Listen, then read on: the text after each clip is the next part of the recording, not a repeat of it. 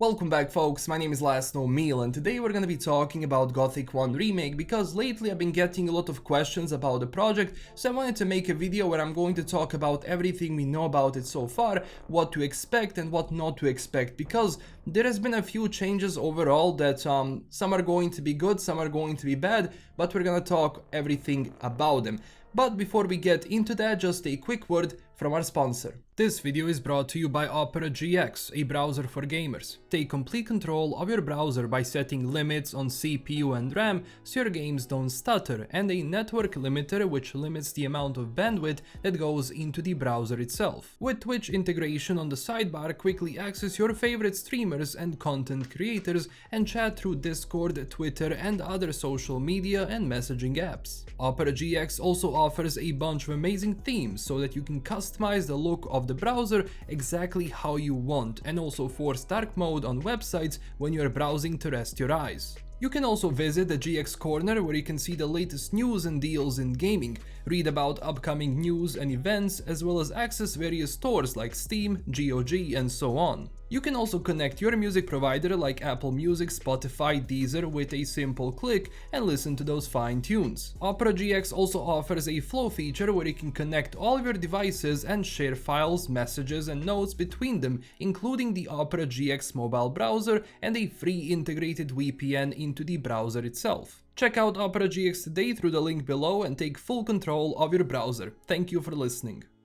So, when it comes to Gothic 1 Remake, if you do not follow the situation overall, all the way back in 2019, THQ Nordic acquired Piranha Bytes, and Piranha Bytes are the creators of Gothic, one of the most legendary RPGs of all time. When you're talking about Gothic, you're talking about a game ahead of its time, which still to this day manages to give you the immersion most RPGs cannot do it, even in 2022. So of course, when THQ Nordic acquired Piranha Bytes, it basically acquired all of their IPs, including Gothic, Risen and now Elix. And of course, people were kind of worried what's gonna be happening with the IP when now it's no longer under them. And as soon as that kind of happened, we learned that there is going to be a Gothic 1 remake, and as soon as that started, people were kind of worried. But at that same time, THQ Barcelona released a Gothic playable teaser where they basically had a demo of the starting location of the new Gothic 1 remake, where people were able to kind of give their own opinion, what they think about the title, do they agree with the direction that THQ Barcelona is heading, and what do they think about it overall. And I do believe this playable teaser was definitely a good thing, because it just fired up the community to this point where people actually went, they played it, and they talked about the issues that the teaser had, from like, it wasn't really Gothic that people were kind of thinking about, and it changed a lot, and a lot of the concepts, like including combat and how the character walks and looks and talks, wasn't really as good as the original. And I said the same thing. Basically, the whole world of the Valley of Mines was too colorful, and honestly with too much vegetation overall. The starting location was changed, or well, the start was changed from the original, and ultimately it wasn't really that good. And also when it comes to combat, they tried to do this For Honor combat, where you were able to kind of see where your sword is going to go and how you strike, but in the actual reality it just wasn't enjoyable, and people said absolutely not to that combat system. There were some good things overall, because throughout the map they actually had these hidden locations where they hid some loot and gold and basically some items, which is a premise of Piranha Bytes open world design, because everywhere you go and explore, there is going to be something useful which you are going to find, which is going to aid you in your game, and that's something which has definitely stayed. So at least on that front it was good, but everything else, people and me were not really happy with it. So after that playable teaser was done in 2019, THQ Barcelona came out and said, okay, we got the lesson, we heard everything you were saying, and basically they scrapped the idea of that playable teaser. So the good thing is, everything which was bad in that playable teaser, according to the devs from THQ Barcelona, it was scrapped, and they will be starting something new. Especially when it comes to combat, they said this approach wasn't good, which I definitely agree with, but they did say that the combat is still going to maintain some level of tactics and mechanics, which is going to make it more how would I say, deeper than just, you know, slashing with your left mouse button or using your controller, which is something I agree with, but for as long as it's good and playable, it's going to be fine. But what they had in mind for the playable teaser simply was not working. Now, after all of that was said and done, developers actually said that they somewhat planned the game to come out in 2022, but keep in mind it wasn't a release date set in stone.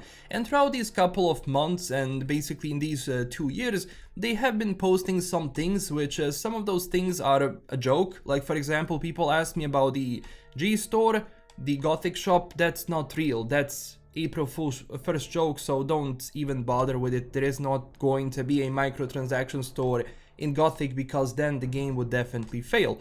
But after that, they did post a couple of images. For example, they showed an image of a mine crawler, and this is going to be kind of the look they're gonna be going for when it comes to those mines and everything, like if you do remember from the original Gothic game. And they also said this: generally, as we are very pleased to share that the development of Gothic Remake is progressing on all fronts. We have assembled a team of over 35 specialized developers at our Barcelona office and are working with several contractors and outsources in addition. Gothic may be more than 20 years old, but the scope of this game cannot be underestimated, because keep in mind, the people who are developing this game are also huge fans of Gothic, so at least when it comes to the hope, we can hope that maybe this remake is going to be something good and it's actually going to build up from the original, because ultimately that is a goal of a remake. You don't want to make it worse than the original, which came out 20 years ago. Also, when it comes to scavengers, they showed a new look of the scavengers, so this is how they are going to look overall. Also, do keep in mind that Gothic 1 Remake is going to be done in Unreal Engine, so ultimately the things are going to look different. And it's going to be interesting to see how is that going to progress overall, because when you're talking about Gothic, you're talking about one of the most in-depth RPGs that was released 20 years ago.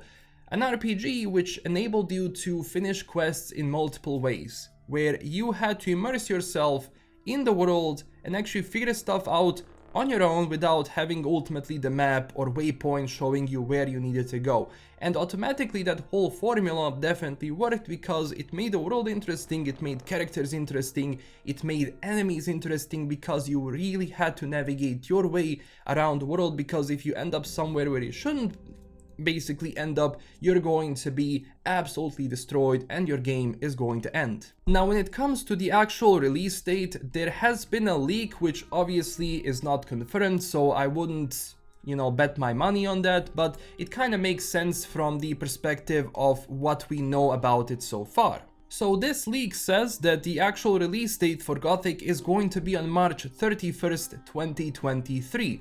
Now, of course, again, take this with a grain of salt, because it was not confirmed by the developers at all.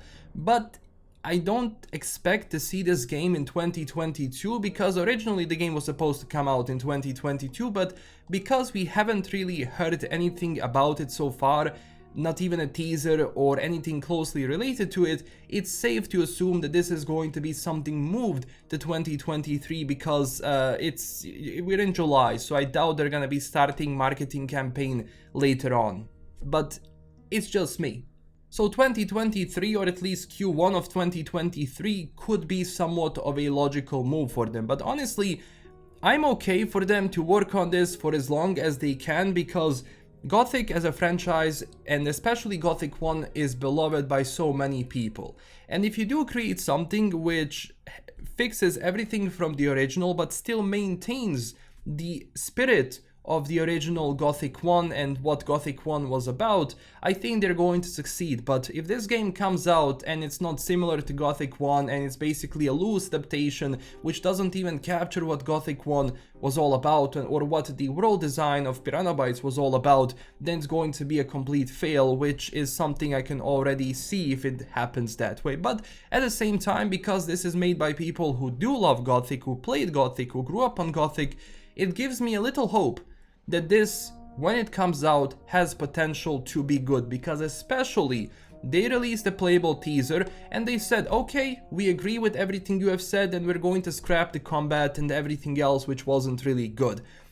So hopefully that is going to be good for all of us, because ultimately developers are listening to the community itself. Now, people asked if we're gonna be having a second demo. I doubt that's gonna be happening. I think the demo that they have shown is the demo that we are getting, and everything else is going to come out when the game comes in full. So THQ Barcelona, or Alchemia Interactive, or whatever they're actually going to be called in the end, has a difficult task ahead of them, and so far I kinda agree that they haven't shown anything, because I hope they show something when they actually have something substantial to show for the community. And this is going to be a big day for, you know, Gothic fans, because we're either getting a game which is going to be very nice, especially not just from the perspective of a Gothic game, but also from a perspective of an RPG, because it's been a while since we had a proper action RPG come out, and especially if this is going to be a remake, then, you know, if it captures well, then it's going to be something that is going to introduce new people to the franchise who have never played the game before. But